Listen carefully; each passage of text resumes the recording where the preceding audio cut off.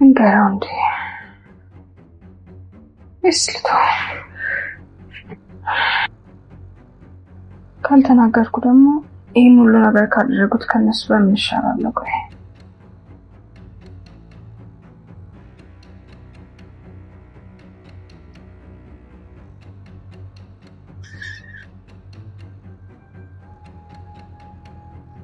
ይቅርታ ረበሽኩሽ ምን ልርዳ የዛን ባዶ ክፍል ቁልፍ ስጪኝ አረ እዛው ተኛ እባክሽ ተባበሪኝ እዛ ገብቼ ልተኛ እኔ ቁልፉ ማን ጋር እንዳለ አላውቅም እኔ እዛ ሶፋ ላይ መተኛት አልቻልኩም ሞክር ባይሆን ነገ እናስተካክላለን ይቅርታ ስለረበሽኩሽ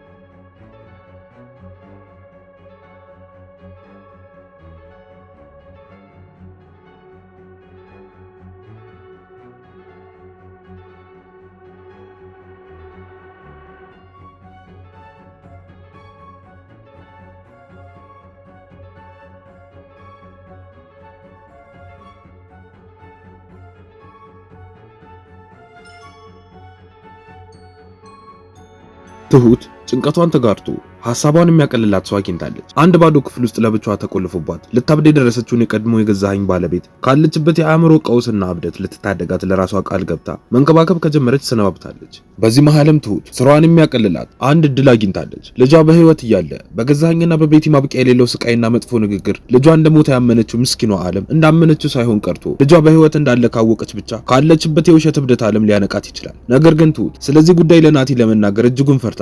በሚወዳት እናት ስም የእርዳታ ድርጅት ለማቋቋም አስቦ የእናቱን ገንዘብ ድርሻ ለመጠየቅ አባቱ ቤት የሄደው ናቲ ያልጠበቀው ነገር ነው የገጠመው። በአባቱ ሚስት ማለትም በእንጀራ እናቱ ድርጊት ተረብሾ እንቅልፍ እንኳን ሊወስዱ አልቻለም ነበር። ለዚህም ነው ወደ ትሁት ክፍል ሄዶ ባዶ የሆነውን የመኝታ ቤት ቁልፍ እንድትሰጠው የጠየቃት። ትሁት የት እንዳለ እንደማታውቅ ነግራ ብትሸኘውም ነገር ግን ናቲ አርፎ መቀመጥ አልቻለም ነበር። ለዛም ነው ቤቱን በሙሉ አገላብጦ ፈትሾ በራሱ ቁልፉን ያገኘው። ቀጥሎም ኮቴውን አጥፍቶ ወደ ክፍሉ ቢሄድም በሚስቱና በልጁ ሁኔታ ተናዶ እንቅልፍ አልወስድ ያለው ገዛኸኝ ሰምቶት ወደዛ ክፍል ከመግባት የሚያስቆመው ይመስላል። ገዛኸኝ ቀድሞውኑ የልጁን ወደ ቤት መምጣት አልወደደውም ነበር። ለዛም ነው ከመምጣቱ በፊት እንደሚመጣ ለቤቲ ነግሯት እንድትጠነቀቅም ማስጠንቀቋት የሄደው። እንደተባለውም ናቲ ብዙም ሳይቆይ ገዛኸኝ ከወጣ በኋላ ይመጣል። ቤቲም በፈገግታ ተቀብላ አረፍ እንዲል ካደረገችው በኋላ አምሮብሃል ብላ ልታሽኮረመመው ትሞክራለች። ናቲም ኮስተር እንዲሁም ቆጣ ባለ ድምጽ አይንሽ ነው እንጂ እኔስ ያው ነኝ ብሎ ሲላት ቤቲም ቀጥላ ያውን ብትሆን እኮ በጣም ነው የምታምረው ብላ ትለዋለች። ስለ ነገሩ ብዙም ማውራት ያልፈለገው ናቲ እሺ ግን አሁን አቶ ገዛ የሉ ብሎ ሲጠይቃት ቤቲም ኧረ ተው ናቲዬ አባዬ እንኳን ቢቀር አንተ ተውን አትተው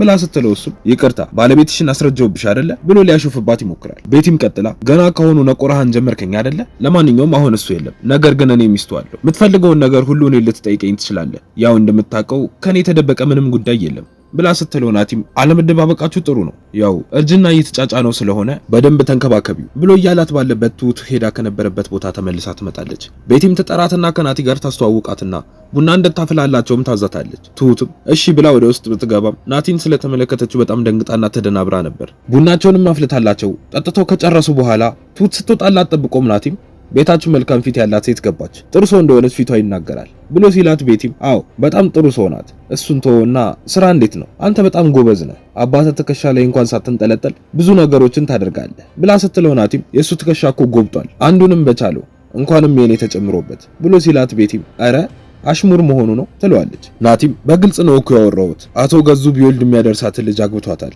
እሷ ደግሞ ወደው እንዳልሆነ ግልጽ ነው። ስለዚህ የሷ ወጪ ያለበት የኔ ተጨምሮ ይከብዳል ብሎ ይላታል። ቤቲም ተነስታ ጥላ ወደ ውጪ ትወጣለች። ናቲም ተነስቶ ወደ ትሁት ማድ ቤት ጋር ይሄድና እንዴት ነሽ? አንድ ጥያቄ ልጠይቅሽ፣ ታውቂኛለሽ እንዴ ብሎ ሲላት ትሁትም እኔ እንጃ ተመሳስለህብኝ ነው መሰለኝ ብላ ትመልስለታለች። ናቲም ቀጥሎ እና እንዴት ነው እዚህ ቤት ብዙ ቆየሽ እንዴ ብሎ ይጠይቃታል። ትሁትም ብዙ እንዳልቆየሽ ትነግረዋለች። እሱም ስላወቃት ደስተኛ እንደሆነ ነግሯት ወደ ሶፋው ተመልሶ አባቱን መጠባበቅ ይጀምራል። ገዛኸኝም አመሻሹ ላይ ይመጣል። ሰላምታ ተለዋውጠው ማውራት ይጀምራሉ። ገዛኸኝም በመሃል መቼም እዚህ ቤት ከመጣህ ጉዳይ ይዘህ ነው ምን እግር ጣለ ብሎ ሲጠይቀው ናቲም ታዲያ ምን አለኝ ብዬ ልምጣ? ልጅ ለራሱ እንዳለህ እኮ የምታስታውስም አይመስለኝም። ድሮም ቢሆን እናቴ ነበረች ለኔ የምትንሰፈሰፈው ነፍሷን ይማረውና ብሎ ሲለው ገዛኸኝም እኔ ለሚስቴም ሆነ ለልጄ ልዩ የሆነ ፍቅር ነው ያለኝ ብሎ ይለዋል። ናቲም ነገሩን በዝምታ ማለት አልፈለገም ነበር። ሚስትህ ላይ ግን ተወሰልት ነበር። ለማንኛውም አቶ ገዙ ወደ መጣሁበት ጉዳይ ንግባ ብሎ ሲለው ገዛኸኝም ምንድነው እሱ ገንዘብ ብሎ ሲጠይቀው ናቲም የእናቴን ሐቅ ነው የፈለኩት። አንተ ለምን እንደፈለኩት ባትጠይቀኝም እኔ ልንገርህ የእናቴ ስም እንዲረሳ አልፈልግም። ለዛም በሷ ስም አንድ ድርጅት ማቋቋም እፈልጋለሁ በራሷ ገንዘብ ብሎ አስረግጦ ይነግረዋል። ገዛኸኝም ጥሩ ለመሆኑ ገንዘቡ ምን ያህል ነው ብሎ ይጠይቀዋል። ናቲም እሱን እንኳን አጣርቼ እነግርሃለሁ ብሎ ይለዋል። ከትንሽ ቆይታም በኋላ ገዛኸኝ ቤቲና ናቲ ተሰብስበው ቁጭ ብለው ብዙም ሳይመሽበት ወደ ቤቱ ለመመለስ ያሰበው ናቲ ተነስቶ ሊወጣ ሲል ቤቲም ሰዓቱ እንደመሸና መሄድ እንደሌለበት አሳምናው ታስቆየዋለች። በነገሩ ደስተኛ ያልሆነው ገዛኸኝም ሚስቱን ወደ በረንዳው ይዟት ወጥቶ መቆጣት ይጀምራል። ቆይ ምን ነክቶሽ ነው እንደዚህ የምትንቀለቀየው? ልጁን ለምን እድርተዋለሽ?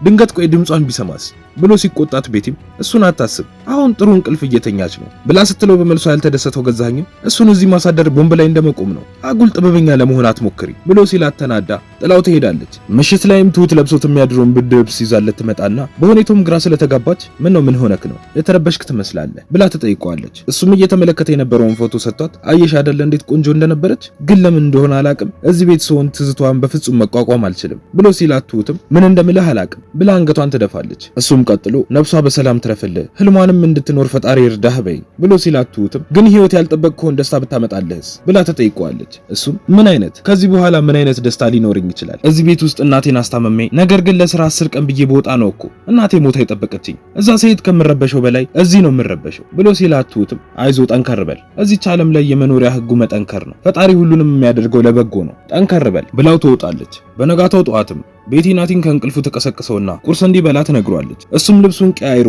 ቁርሳቸውን እየበሉ በመሃል አባዬ ሳላናገረው ሄደ እንዴ ብሎ ይጠይቃታል። ቤቲም አዎ ከምቀሰቅሰው ብሎ ነው የወጣው ብዙም አይቆይም ቶሎ ነው የሚመለሰው እስከዛ ግን እኔ እናንተ አንዳንድ ነገሮችን እናወራለን ብላ ስትለው ናቲም ማንናማ ለነገሩ አልፈርድብሽም እኩያሽን ስላላገባሽ ብዙ ነገር ይጎልብሻል ግን አንቺ ገንዘብን መርጠሻል ስለዚህ የምትፈልጊውን ህይወት አምነሽ ተቀበዩ ብሎ ይላታል። ከትንሽ ቆይታም በኋላም በተባለው ሰዓት ገዛኸኝ ይመጣል። ቀጥሎም ንቀት በተሞላበት መልኩ አለህ እንዴ ብሎ ሲለው ናቲም ጉዳያችን እኮ አላለቀም እንደማያቆየንም ተስፋ አደርጋለሁ በእናቴ ስም እንዳልኩ በጎ አድራጎት ድርጅት መክፈት ፈልጋለሁ ለዛም 15 ሚሊዮን ብር እንድትሰጠኝ ፈልጋለሁ ብሎ ሲለው ገዛኸኝም ፈገግ ብሎ እንዴት ትቀልዳለህ እባክህ ብሎ ይለዋል። ናቲም ቆጣ ብሎ አልቀለድኩ የጠየቅኩት የእናቴን ድርሻ ነው ደግሞ በዚህን ጊዜ ያን ያህል ብዙ ገንዘብ አይደለም ብሎ ሲለው ገዛኸኝም እንደሚያስብበት ይነግረውና ተነስቶ ወደ ትሁት ጋር ሄዶ እነዚህ ልጆች እያይሻቸው ከነሱም አትራቂ ብሎ አስጠንቅቋት ይወጣል። እሱ እንደወጣም ቤቲ መጣ ከናቲ አጠገብ ትቀመጥና ልትሰማው ወደሱ ስትጠጋ በድንገት ትሁት ትመጣለች። ቤቲም ደንግጣ ወደ ኋላ ትመለሳለች። ትሁትም እንደዛው። ናቲም በነዴት አንቺ ያምሻል እንዴ ብሎ ሲጮህባት ቤቲም ተነስታ ወደ ትሁት ጋር ትሄድና ከኔ ጋር ተስማምተሽ መቆየት አለብን አይደለ